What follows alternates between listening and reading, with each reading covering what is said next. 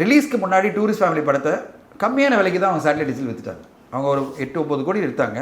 ஒரு 10 கோடிக்கு வந்து தேட்டரில், அதாவது சேட்டலைட் டிஜிட்டலில் விற்றுட்டாங்க அவங்க. ஏன்னா அவங்கள பொறுத்தவரை என்ன நினச்சாங்க, நம்ம ஒரு 10 கோடியில் எடுக்கிறோம், 10 கோடி சேட்டலைட் டிஜிட்டல் வந்துருச்சு, நம்ம பாட்டு ரிலீஸ்க்கு போகலாம். அவங்க வந்து இவ்வளோ பெரிய வெற்றி அடையணும் அவங்க நினச்சி பார்க்கல. கரெக்டுங்களா? உண்மை. ஆக்சுவலி ரிலீஸ்க்கு பிறகு அவங்க விற்று தான் வச்சுங்களேன் 20 கோடி மேலே கிடச்சிருக்கும். கண்டிப்பாக டபுள் த ப்ராஃபிட் ஆகிருக்கும். ஆனால் அந்த டைமில் அவங்க மனசு எப்படி இருக்கும்? ரிஸ்க் எடுக்க வேணாம் எதுக்கு அப்படின்ற மாதிரி. நம்மளுக்கு போட்ட 10 கோடி வந்துச்சுப்பா, சேட்டலைட் டிஜிட்டல் வித்தாச்சு, இப்படி தான் எல்லாருமே பண்ணுறாங்க. அதுக்காக சொல்கிறேன், அந்த படம் அதுக்கு பிறகு வந்து மிகப்பெரிய லெவலில் கனெக்ட் ஆகி ஒரு 70-80 கோடி கலெக்ட் பண்ணதுன்னா அது வணிக ரீதியில் வெற்றி. ஆனால் அந்த டைமில் அவங்க யோசிச்சிருப்பாங்க, விக்கா வந்தால் கொஞ்சம் பெருசாக சம்பாதிச்சிருக்கலாம். ஏன்னா அந்த டைமில் எல்லாரும் போட்டி போட்டிருப்பாங்க அந்த படம் வேணும்னு சொல்லிட்டு. கண்டிப்பாக. ஸோ அதான் சினிமாவோட யதார்த்தம் அதுதான். ஆனாலும் அவங்க இப்படி தான் பார்ப்பாங்க, ரிவால்வ் விட்டுற மாதிரி சுச்சுவேஷன் பார்ப்பாங்க. ஒருவேளை ஓடலன்னா கண்டிப்பாக வானான்னு சொல்லிடுவாங்களே. நிச்சயமாக. இப்போ 10 கோடி கேட்டாங்க, நான் 20 கோடி கேட்டேன் டூரிஸ்ட் ஃபேமிலிக்கு.